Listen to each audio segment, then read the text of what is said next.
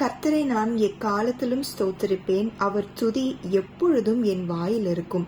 துதித்தல நம்ம சாதாரணமா எடுத்துக்க கூடாது. அது சாதாரணமான ஒரு பாட்டோ கீத வாக்கியமோ கிடையாது. ஏன்னா பரலோகத்துல எல்லா நாளுமும் எல்லா நேரமும் தேவதூதர்கள் கர்த்தரை நோக்கி துதித்தலை மட்டும்தான் செய்து கொண்டிருக்கிறார்கள். அங்கு எந்த விதமான மெசேஜோ இல்ல எந்த விதமான ஆர்ப்பாட்டமோ கிடையாது. வெறும் துதித்தல் மட்டும்தான். அப்போ இந்த துதிக்கு பெரிய ஒரு வலிமை இருக்கிறது, வல்லமை இருக்கிறது.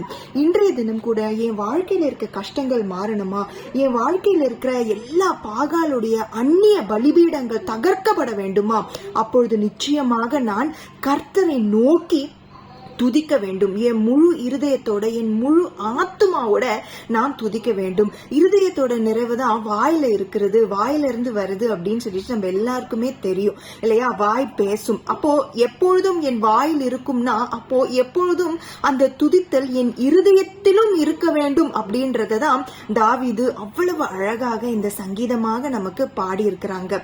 அப்போ என் வாழ்க்கையில் இருக்க கவலையும் கஷ்டங்களும் சந்தோஷமாக மாற வேண்டும் என்றால் என் துக்கத்திலும் நான் தேவனை துதிக்க என் இருதயத்தை நான் பழக்க வேண்டும்.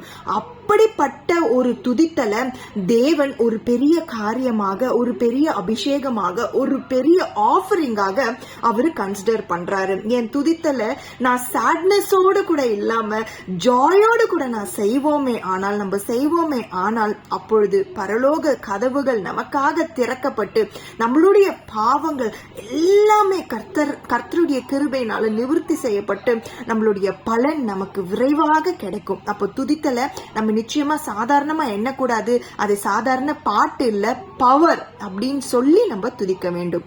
ஆமீன். மார்நாதா.